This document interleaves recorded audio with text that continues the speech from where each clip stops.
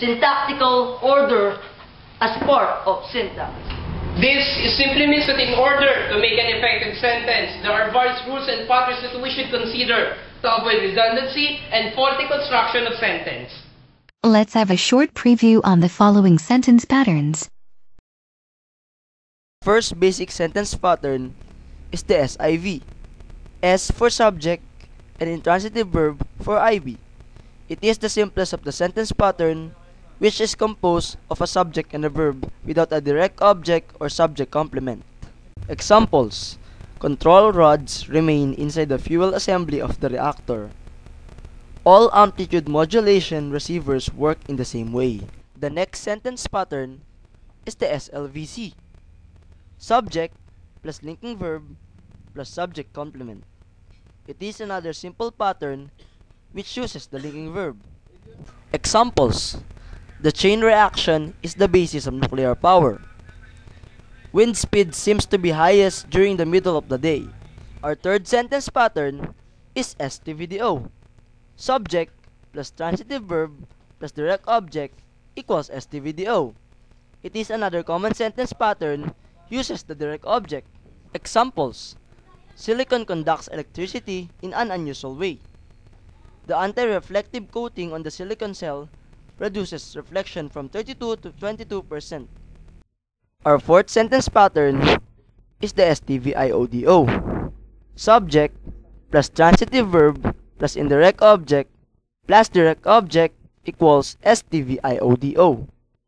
It is the sentence pattern with the indirect object and direct object is similar to the preceding pattern. Examples: the supervisor mailed the applicant a description of the job. I am writing you about a number of problems. And last but not the least, the STBDOOC. Subject plus transitive verb plus direct object plus objective complement. The sentence pattern using the direct object and objective complement is not common, but worth knowing. Examples: the walls are usually painted black. The committee declared the new design a breakthrough in energy efficiency. Since we already knew what syntax is, another part of syntax covers the part of speech, and learning the part of speech is the first step of grammar study, just as learning the letters of the alphabet to be able to read and write.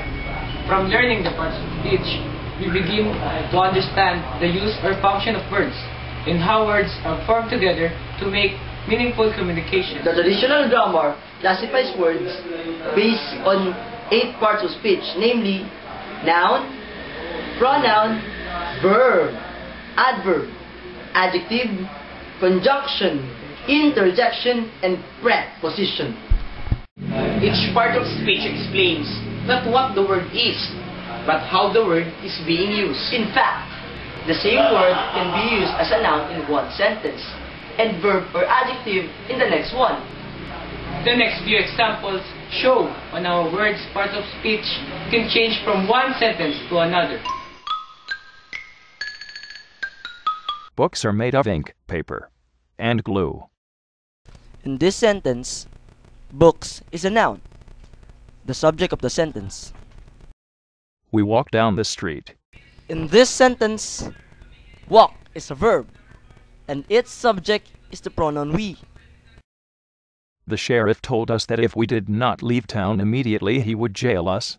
In this example, jail is a part of the compound verb would jail. The town decided to build a new jail. Here, jail is a noun, which is the object of the infinitive phrase to build. They heard high-pitched cries in the middle of the night.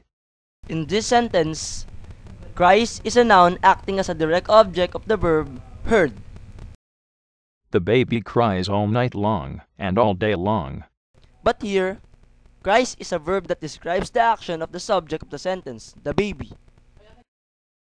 The most important aspect of syntax is how the various parts of speech connect together.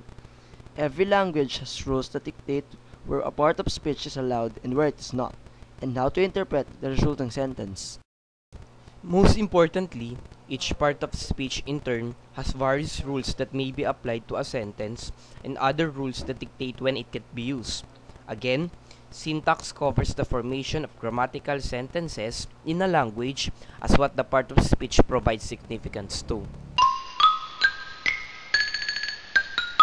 Another part of syntax covers the WH and tag question. A tag question is a short question added to a positive or negative statement. But how are they formed? Normally, a positive statement is followed by a negative tag. And of course, a negative statement is followed by a positive tag. As simple as that. For example, You are a good singer, aren't you? You didn't go to work yesterday, did you? You have been to London, haven't you?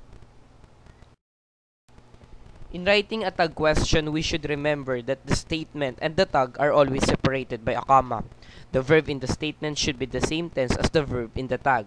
We should also remember that if the verb used in the statement is an auxiliary verb, then the verb used in the tag must match it. And of course, the WH question. a question that contains an Interrogative proform. such as what, Who, where, when, why, and how. But take note that we should use an appropriate interrogative proform, to construct an effective meaningful sentence. So study the following sentences. Examples. What is your name? Which do you prefer? Coffee, tea, or me? Whom did you see? Who opened the door? Life cannot live without governing rules. In line with this, a sentence cannot be formed without the use of rules or patterns. I'm Mio Mark Kilit. I'm Edmund Ray Garces. And I'm Ronald Elio. And that is Syntax is all about. Thanks.